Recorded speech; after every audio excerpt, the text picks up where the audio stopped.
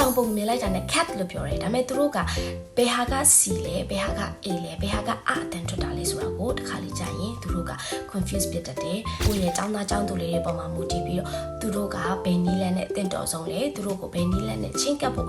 ဖြစ်နိုင်ဆုံးလဲဆိုတာကိုចောင်းသားတွေပေါ်မူတည်ပြီးတော့ဆုံးဖြတ်ပေးရမှာဖြစ်ပါတယ်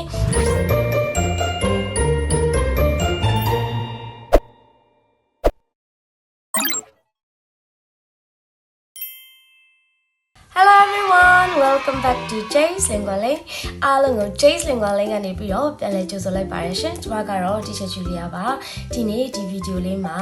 Oxford Phonics ကိုထားရမလား Jolly Phonics ကိုထားရမလားဘယ်ဟာကိုထားရမလဲမသိဘူးဘာတွေကွာလဲမသိဘူးဆိုတော့မိဘတွေအတွက် sharing လေးလုပ်ပေးသွားချင်ပါတယ်ရှင်ဒါဆိုရင်စလိုက်ကြရအောင်ကျွန်တော်တို့ဗီဒီယိုလေးအရင်ရှည်သွားမှာဆိုလို့ကျွန်မအချက်လေး၄ချက်အဓိကရွေးထားပါတယ်ရှင်ဒါဆိုလို့ရှိရင် Oxford Phonics Oxford Phonics ကတော့ကျွန်တော်တို့ analytic phonics လို့လည်းပြောပါတယ်ရှင်။ကဲဒါကပါလေသူက pattern ကိုသတိထားရတာပါ For example cat လို့ကျွန်တော်တို့စလုံးကိုရေးထားတယ် CAT cat လို့ရေးထားရင်သူကဒါကဘာအတန်ကိုအခြေခံထားတာလဲ at ဒါဆိုရင် k at cat m at mat p at pat သူကအဲ့လိုသွားတယ် Jolly Phonics က synthetic သူကတော့ blending first သူကတော့တလုံးချင်းစီကိုသွားတယ်ပြီးမှ blend လုပ်ပြီးတော့မှဆိုရတယ်ဥပမာ k a cat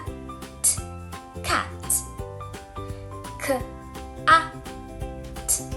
cat ဒီလိုဆိုရလို့လည်းရှိပါတယ်သူကတလုံးချင်းစီကိုသွားပြီးပေါင်းရတယ်တစ်ဖက်ကတော့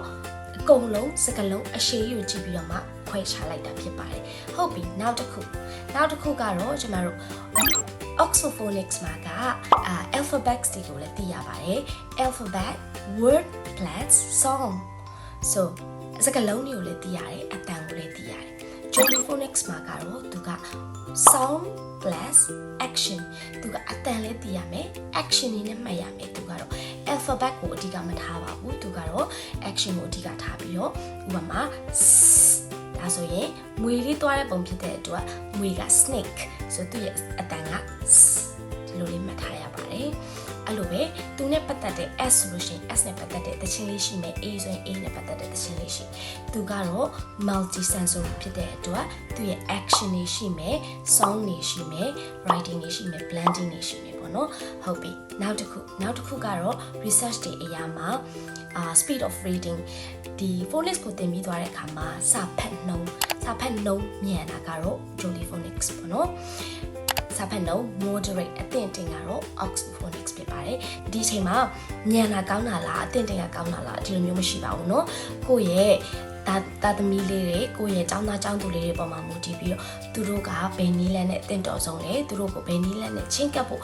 ဖြစ်နိုင်ဆုံးလဲဆိုတာကိုကျောင်းသားတွေပေါ်မူတည်ပြီးတော့ဆုံးဖြတ်ပေးရမှာဖြစ်ပါတယ်။ဒါကြောင့်မလို့ဘယ်ဟာကမှန်တယ်ဘယ်ဟာကကောင်းတယ်ဆိုတာတော့မရှိပါဘူးရှင်။နောက်တစ်ခုကတော့အသက်အရွယ်ပေါ့နော်။အသက်အရွယ်ကတော့ Jolly Phonics ကတော့ multi sensory ဖြစ်တဲ့အတွက်သူက action တွေလာမယ် sound တွေလာမယ်။ဒါကြောင့်တချို့နည်းနည်းလေးကြီးသွားတဲ့ကလေးလေးတွေကြောင့်ဒါမျိုးတွေမလုပ်ချင်ဘူး။ဒါကြောင့်သူ့အတွက် recommended ဖြစ်တဲ့အသက်အရွယ်ကတော့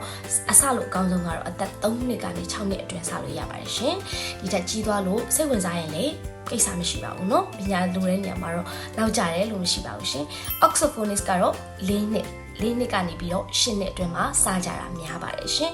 Okay နောက်တစ်ခုဒါဆိုရင်ကျမတို့သွားတဲ့ပုံစံပေါ့နော်ဘလူးတင်တဲ့ပုံစံ approach လုပ်တဲ့ပုံစံ Oxford Phonics မှာကသူက picture တွေကိုအဓိကထားတယ်ဒါကြောင့်မို့လို့ကလေးတွေက rely on context သူတို့ကပုံနေနဲ့အသိမှတ်တတ်တာများတယ်ဥပမာကြောင်ပုံနေလိုက်တာနဲ့ cat လို့ပြောတယ်ဒါပေမဲ့သူတို့ကဘယ်ဟာက C လဲဘယ်ဟာက A လဲဘယ်ဟာက A တန်ထွက်တာလဲဆိုတာကိုတစ်ခါလေးကြာရင်သူတို့က confuse ဖြစ်တတ်တယ်မမှတ်တတ်ဘူးပေါ့နော်ပြောဖို့မေ့နေတတ်တယ်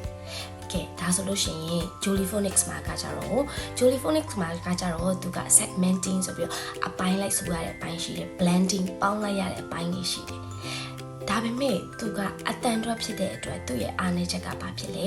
tricky words တချို့စကားလုံးတွေကဒီ rules တွေနဲ့မကိုက်ညီပဲနဲ့ထွက်ရတဲ့စကားလုံးဆိုရင်တော့သူကမှတ်ရတာများတယ်ကျွန်တော်တို့ဒါကို tricky words လို့ခေါ်တယ်ပေါ့နော် Oxford Phonics မှာကျွန်မအချင်းချုပ်ရမယ်ဆိုလို့ရှိရင်သူကစကားလုံးအကုန်လုံးကိုကြည့်ပြီးတော့မှပြန်ပြီးတော့ break it down လုပ်ရတာပါရှင်နံပါတ်2အချက်ကတော့သူကစာဖတ်နှုန်းကတော့ moderate အသင့်တပဲရှိပါတယ်ရှင်နံပါတ်3စလို့အကောင်းဆုံးအရွယ်ကတော့4နှစ်ကနေ10နှစ်အတွင်းစလို့ရပါတယ်နံပါတ်4 picture တွေကိုအခြေခံပြီးတော့မှတ်ရတာဖြစ်တဲ့အတွက်သူက rely on context ဖြစ်နိုင်ပါတယ်ရှင်Joliphonics ကတော့ multisensory synthetic ဖြစ်တဲ့အတွက်တခြင်းလေးတွေနဲ့မှတ်ရတာကျွန်မကတော့ personally Joliphonics ကိုအရင်သဘောကျပါတယ်အသက်ငယ်လေးစလေးကောင်းနေပါပဲဒါပေမဲ့အသက်ကြီးသွားလို့လည်းနောက်ကျတယ်ဆိုတာမရှိပါဘူးရှင်နောက်တစ်ခုသူကတော့သူ့ရဲ့ Joliphonics ဒီ curriculum စောက်ထားတဲ့ပုံစံ system စောက်ထားတဲ့ပုံစံအားလုံးကအားလုံးအတူတူပဲသွားတယ်ပေါ့နော်ပထမသူတို့ letters ရေးမယ်အတန်ထွက်မယ် blending လုပ်မယ် segmenting လုပ်မယ် story လုပ်မယ်ဒီလိုမျိုးတွေအားလုံး lesson planning အားလုံးကအတူတူပဲဖြစ်တာဖြစ်တဲ့အတွက်သူကတော့ consistency ရှိတယ်ပေါ့နော်ဒီပုံစံလေးတိုင်းပဲသွားတယ်ဆိုတော့ကျောင်းသားတွေကများတော့အဖြစ်ဘာလုပ်ရမလဲဘယ်နေရာမှာ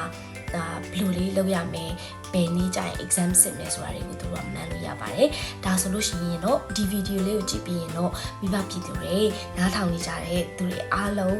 အနည်းငယ်လေးပဲတည်သွားရင်ပဲချိန်တတ်ပါပြီရှင်ဒါဆိုလို့ရှိရင်အားလုံးကိုကျေးဇူးတင်ပါတယ်နောက်ဗီဒီယိုမှာပြန်တွေ့ပါမယ်ရှင် bye bye